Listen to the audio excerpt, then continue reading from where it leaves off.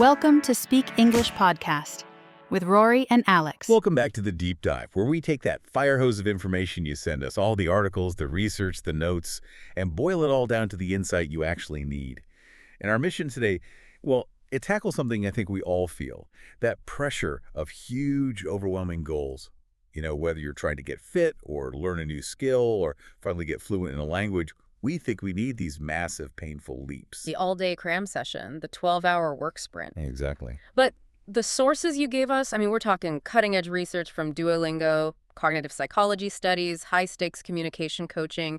They all point to something totally counterintuitive. The real path to exponential growth, it's found in small, consistent effort.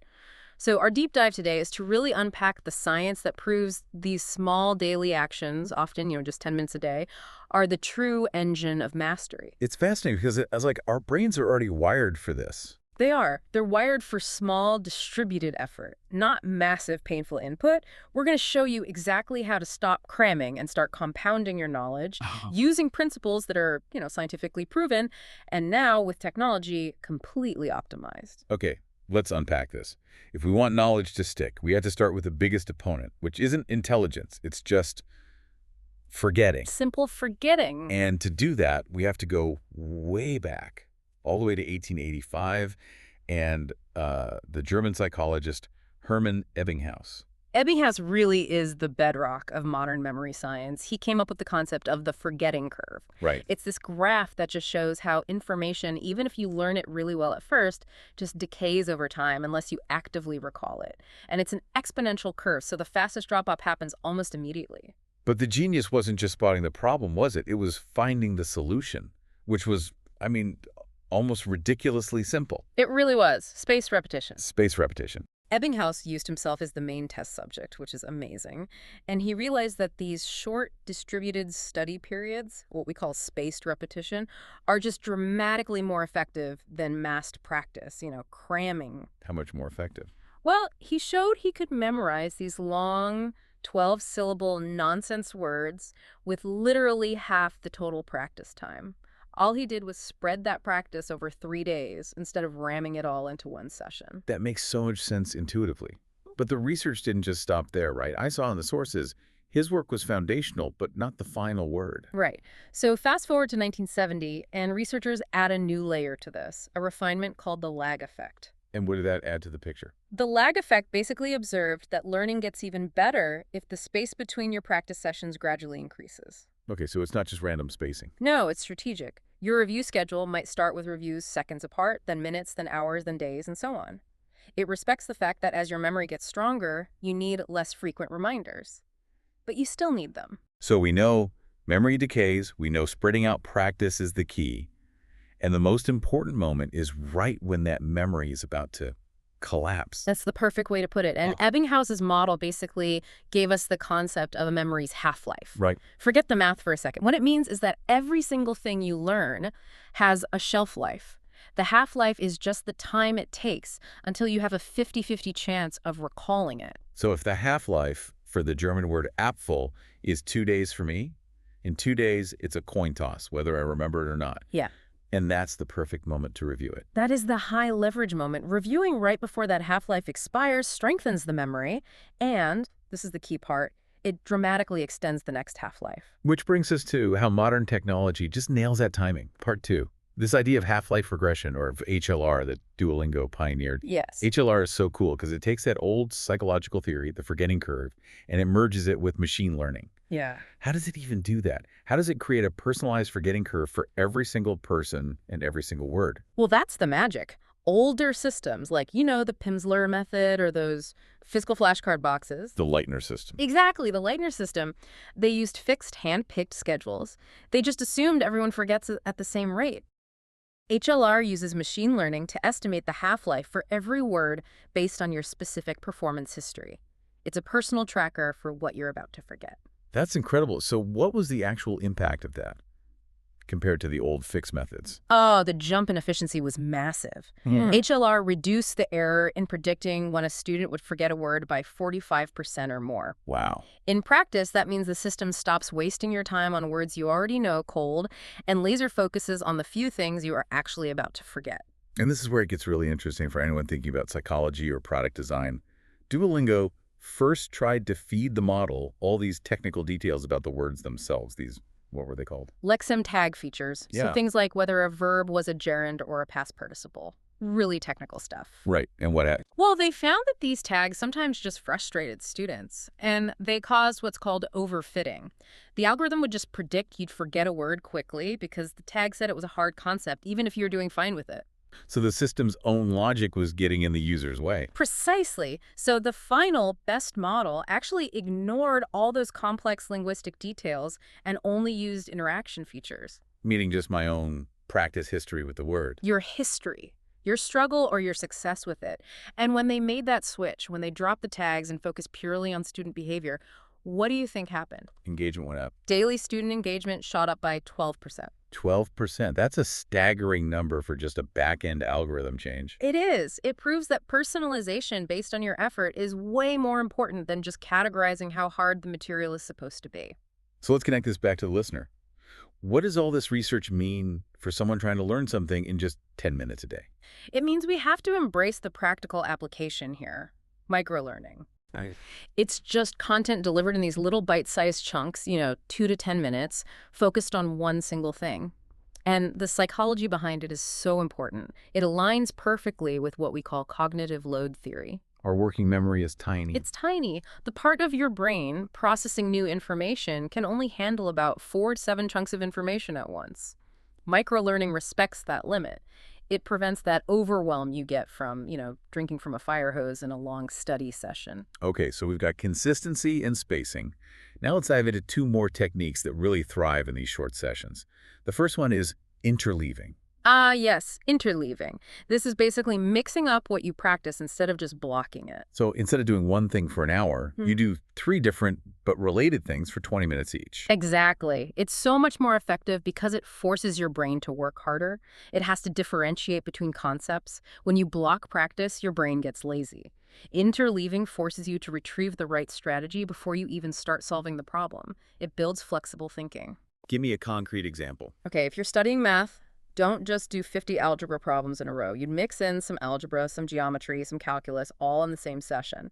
Or if you're learning guitar, you'd alternate between practicing chord progressions, then scales, then some finger picking, all in one 10-minute block. Okay, that makes sense. The second big technique is active recall, the testing effect. This one really goes against how most of us were taught to study. It really does, because we all default to passive methods like rereading our notes over and over. And that creates the illusion of mastery. Psychologists call it the fluency effect. You feel like you know it, but you just recognize it on the page. And the research here is it's dramatic. One study showed that testing yourself just once was more effective for long-term memory than rereading a chapter 4 times. Let me just repeat that. 4 hours of passive, comfortable reading is beaten by maybe 10 minutes of uncomfortable, active testing. That needs a huge mindset shift, doesn't it? It does. But that feeling of discomfort, that struggle to retrieve the information, that's the signal that real learning is happening. The act of pulling the information out strengthens the neural pathways way more than just passively looking at it again. So how do we make this actionable? How do we build this into our 10-minute sessions? You have to force the retrieval. Close the book and try to summarize the key points out loud. Use practice tests. Make your own flashcards. But the key is you have to generate the answer yourself before you flip it over. And there's this incredible kicker to all of this. It's not just about retention, is it? No, and this is maybe the most powerful part.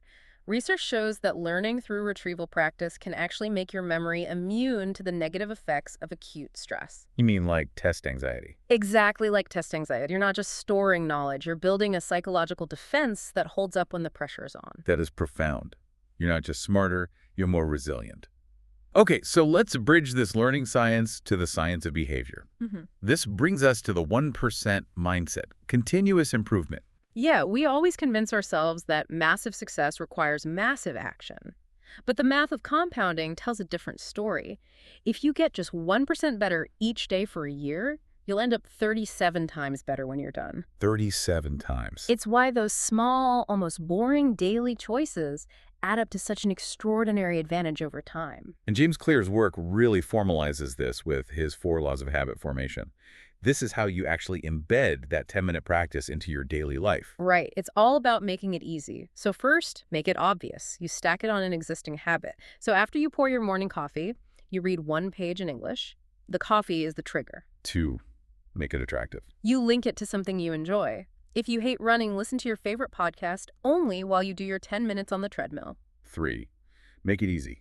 This seems like the most important one. It really is. Reduce the friction. 10 minutes is so manageable, and the research says it takes about 66 days for a habit to become automatic. So have your materials ready. The less friction, the more likely you are to do it. And finally, 4, make it satisfying. Track your progress, use a streak counter, celebrate the small wins. You need that little dopamine hit to reinforce the loop. There was a fantastic real-world example of this make it easy principle in the sources: advertisements. Oh, this was brilliant. They embedded microlearning tasks like little vocabulary quizzes directly into social media feeds, replacing the ads. So instead of an ad for shoes, you get a 30-second quiz. It completely removes the friction of having to click a link and go to another site. And the results were insane. Users who got the quiz right in their feed answered an average of 116 quizzes. The users who were just shown a link to the quiz site, they only answered about 18. Wow. Just removing that one click made all the difference. The lesson is so clear. Consistency is the result of lowering the bar, not raising it. Okay, so we've seen how this works for facts, for vocabulary. Yeah. But does this same 1% mindset apply to, well, to squishier skills like leadership, how we talk in a meeting? Absolutely. Yeah. 100%. Consistency isn't just for vocabulary. It's incredibly powerful for developing those high-leverage soft skills, especially communication. We think of these as personality traits, but they're skills, and they benefit from micro-practice. So let's get into it. 5 high-stakes communication techniques that top executives use. Let's start with the first one. Speak to lead, not to be liked. Right. This is about clarity. You have to stop using qualifiers like, I think, or I feel, or maybe we should. They just erode your credibility. So instead of, I think we should try this, You say, the best path forward is. It's a declarative statement. It shows conviction. You have to consistently practice editing your own internal script. the second one is remove high emotion. But I have to ask, doesn't that make you sound like a robot? It's not about removing humanity. It's about removing unproductive emotion in high-stakes moments. Emotion clouds judgment.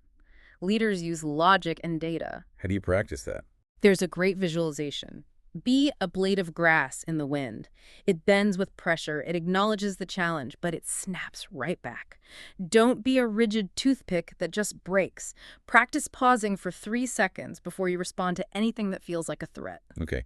Number 3, speak with authority. This just means being surgical with what you say. Never walk into a room without knowing your goal. Great leaders don't necessarily talk more, their words just have more weight. If you don't have something valuable to add, practice silence. 4th skill, this is a big one. Become a question master. Yes, you don't need all the answers to be a leader, you just need to ask the right questions. So you practice swapping low-value questions for high-value ones. So instead of, how's it going? You ask, what's the biggest challenge you're facing right now, and what one resource do you need to solve it? The quality of the questions you ask determines the quality of your team's thinking. And finally, number 5, and this is one I think a lot of people struggle with, stop oversharing. Over-explaining or softening feedback, it just signals a lack of confidence. It's like a plane circling the runway that won't land. Be direct. Be deliberate. So give the feedback once, clearly, and then let it stand. Exactly. Don't seek validation. And practice the nonverbals first, your posture, projecting your voice. That conveys confidence before you even say a word. You've done your 1% tweaks. Now you just have to trust the compounding effect. This has been an incredible deep dive, really, into the tiny gears that turn the massive wheel of mastery. We've seen that whether you're learning a language with half-life regression, building a habit with a 1% mindset, or commanding a room, the central idea is the same. Mastery isn't about sprints. It's about compounding small, consistent, high-leverage actions. And what's so interesting to me is that the path to becoming an expert is often hidden behind these small, almost boring solutions. It's about doing more of what already works and improving by subtraction, doing fewer things wrong, like stopping the over-explaining or the cramming, rather than always trying to add some new, complex thing to your plate. So, you now know the science of microlearning and spaced repetition. You know that active recall, as uncomfortable as it is one of the most powerful things you can do for your brain. It makes your memory resistant to stress. But here's the provocative thought for you to chew on. If retrieval practice is so powerful, why do we consistently overestimate the value of passive learning, like rereading, and undervalue the testing effect? What small daily testing habit will you commit to, knowing it makes your memory immune to stress? We'll see you next time.